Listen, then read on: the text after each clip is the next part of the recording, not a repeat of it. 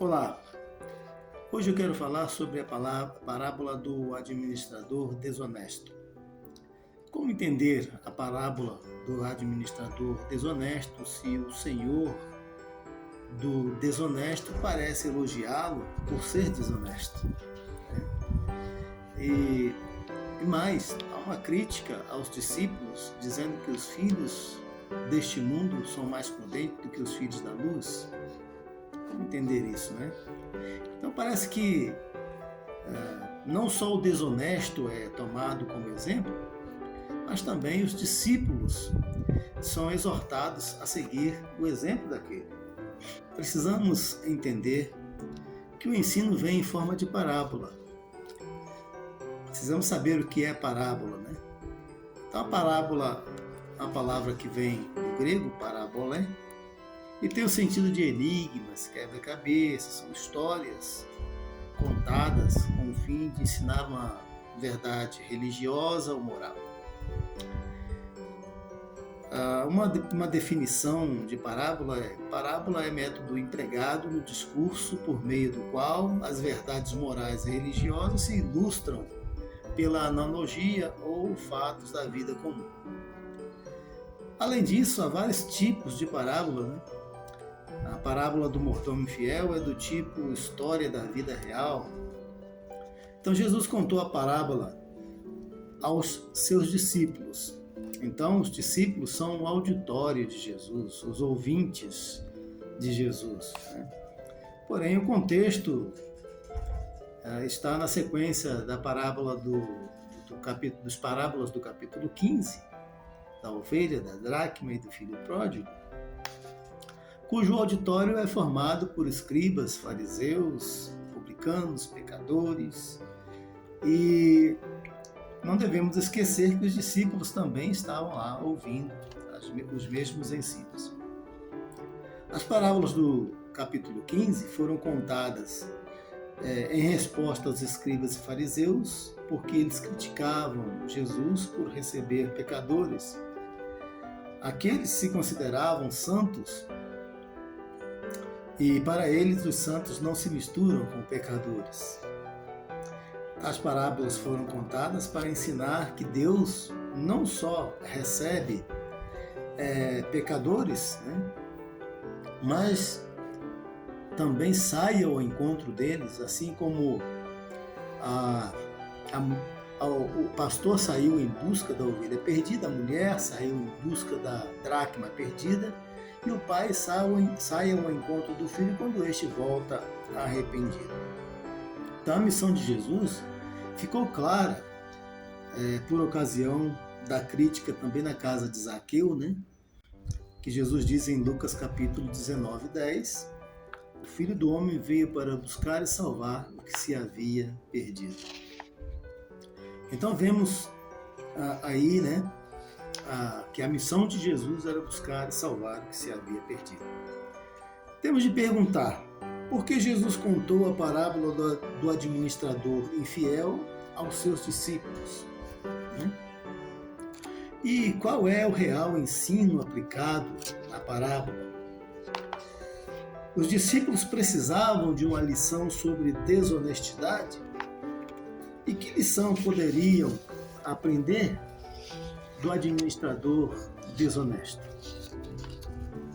Afinal, eles não deveriam ser administradores honestos? Assim, o que temos sobre os discípulos que poderiam levá-los a precisar de tal lição? Para começo de conversa, como na parábola do filho pródigo, filhos que foram embora e esbanjaram tudo, todos nós temos a dificuldade de aceitar de volta. Essa é a verdade. Mesmo para os discípulos, isso era muito difícil. Eles também aprenderam essa lição aplicada aos fariseus e aos escribas. Notem que o valor financeiro está sempre presente nessas histórias. A ovelha vale dinheiro, a ovelha perdida foi restaurada porque ela valia dinheiro. A dracma perdida foi procurada porque ela era dinheiro. o filho pródigo esbanjou o dinheiro, por isso era difícil de aceitá-lo.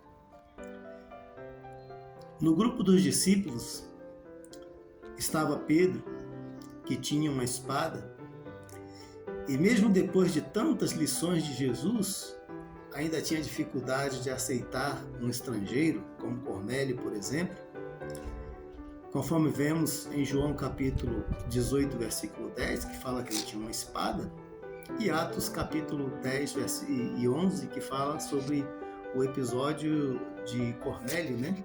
Foi preciso Deus dar uma visão a Pedro para ele poder aceitar ir na casa de Cornélio e levar a mensagem do Evangelho. Estava também Judas Iscariotes, um ladrão, hipócrita, conforme diz João capítulo 12, versículos de 4 a 6.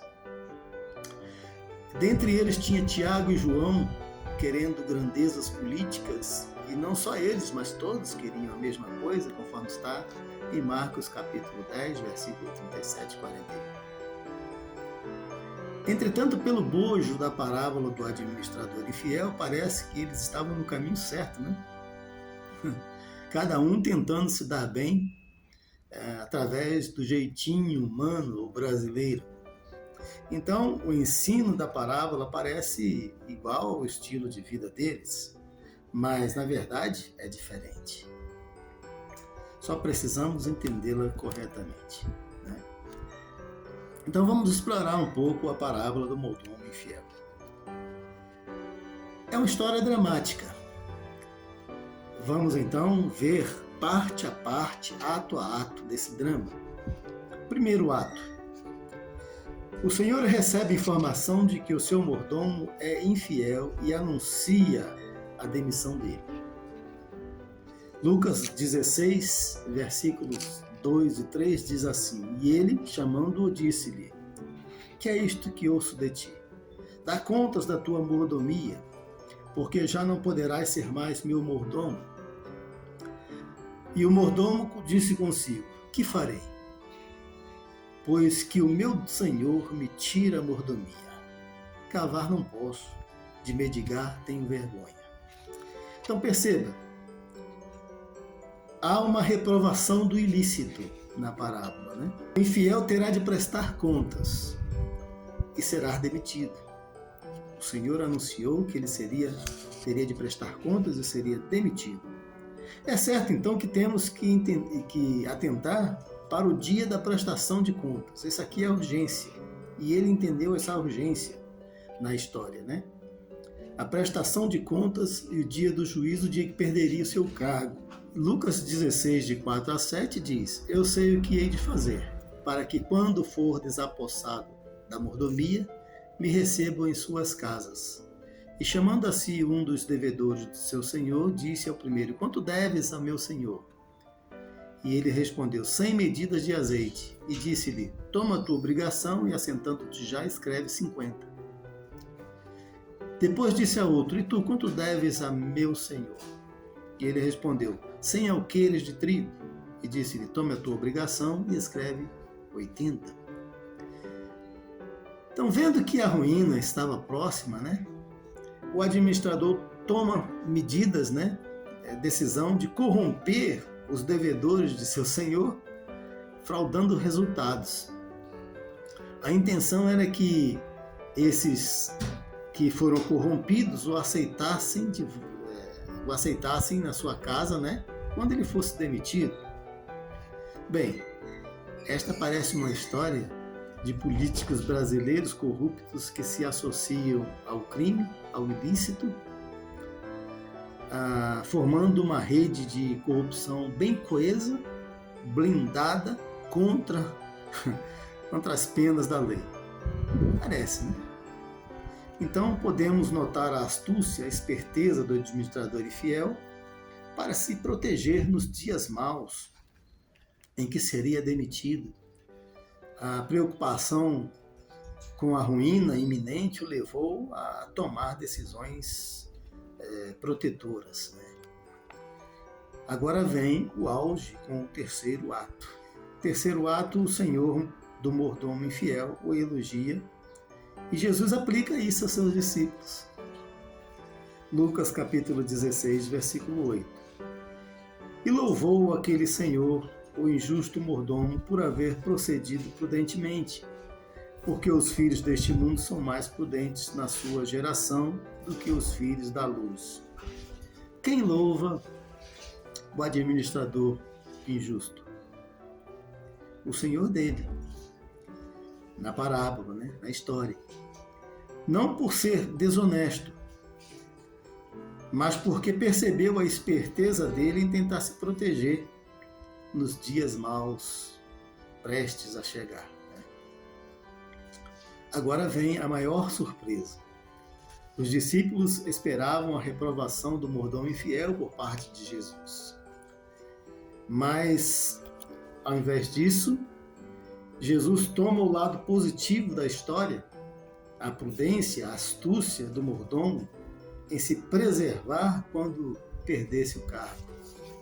Então, essa aplicação de Jesus para os seus discípulos. Com isso, Jesus critica seus discípulos e os exorta a tomar o injusto gestor como exemplo. Não na desonestidade, mas na preparação, na preocupação diligente em se preservar, em se preparar para o dia de prestação de contas. Mas qual é o ponto positivo que se deve ter aqui?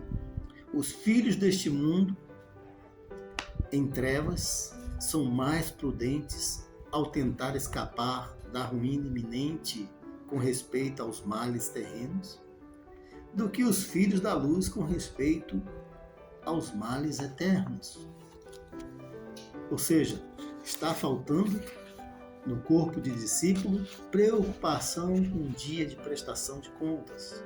Devemos levar isso bem a sério. Agora vemos os desdobramentos e ensinos e aplicações. A parte seguinte ainda está dentro do contexto da parábola do administrador infiel.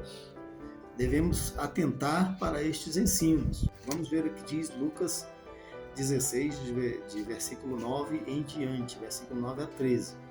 E eu vos digo, granjeai amigos com as riquezas da injustiça, para que, quando estas vos faltarem, vos recebam eles nos tabernáculos eternos. Quem é fiel no mínimo, também é fiel no muito. Quem é injusto no mínimo, também é injusto no muito. Pois, se nas riquezas injustas não fostes fiéis, quem vos confiará as verdadeiras? E se no alheio fostes fiéis, quem vos dará o que é vosso? Nenhum servo pode servir a dois senhores, porque ou há de odiar um e amar o outro, ou se há de chegar a um e desprezar o outro. Não podeis servir a Deus e a Mamon, que são as riquezas. O segundo ensino é que a injustiça é condenada e o infiel também é condenado. Quem é fiel no mínimo, também é fiel no muito. Quem é injusto no mínimo, também é injusto no muito. Ou seja, o infiel seria infiel em qualquer situação. Quem é que iria receber o infiel em sua casa? Quem é que iria receber um ladrão em sua casa? Os olhos do Senhor estão sobre os justos e os seus ouvidos atentos ao seu clamor, diz o Salmo 34, 15. Deus não olha para os injustos, mas para os justos. Agora a aplicação. Se vocês forem infiéis nas riquezas injustas, podemos acrescentar, como o mordomo infiel foi: quem vos confiará as verdadeiras? E se no bem alheio não foram fiéis, quem vos dará o que é vosso? A resposta para essas perguntas é ninguém. Você não vai receber nada. Então, se as lições da parábola se encerrassem no versículo 9, então teríamos aí dificuldades. E este é o erro de muitos, como já disse. Param nesse versículo isolado e tratam de armar as falcatruas para se dar bem neste mundo, e se justificam citando o texto. Mas as lições prosseguem. E podemos aí tirar algumas lições desses textos. Primeiro, vocês devem usar das relações deste mundo para se proteger nos dias maus iminentes no campo espiritual, no dia da prestação de contas, para que possam entrar no céu, para que te recebam no céu. Este é o ensino da parábola. Nós devemos tratar com urgência o dia em que devemos comparecer diante do tribunal de Deus, do tribunal de Cristo. Certamente que não poderíamos fazer isso subornando resultados, mas usando dos recursos em que temos acesso, para conquistar benefícios eternos. E como podemos fazer isso? Isto é, nós podemos cultivar no mundo de injustiça, porque este mundo é um mundo de injustiça, as riquezas deste mundo são riquezas de injustiça. Podemos cultivar neste mundo de injustiça atos de justiça que podem valer no dia do juízo de Deus. E quais são esses atos? Significa juntar tesouros nos céus, enquanto militamos na terra a juntar tesouros nos céus, conforme está em Mateus capítulo 6, versículo 19. E como fazer isso? Veja alguns ensinos. Jesus disse ao jovem rico: vai, vende tudo quanto tens e dá aos pobres, e depois vem e segue-me. Mateus 10, 21. O jovem rico saiu triste porque não quis vender, desprender-se dos seus bens. Paulo também aconselhou aos Efésios, no capítulo 4, versículo 28, aquele que furtava, não furte mais, antes trabalhe, fazendo com as mãos o que é bom, para que tenha para si e tenha para ajudar aqueles que têm necessidade. A terceira lição: a conclusão é que não se pode servir a dois senhores. Os discípulos deveriam ter Jesus como único Senhor e não dinheiro ou poder político ou quaisquer outras coisas no mundo como Senhor. Assim devemos ser prudentes e diligentes em servir ao Senhor, sabendo que teremos de prestar contas em breve.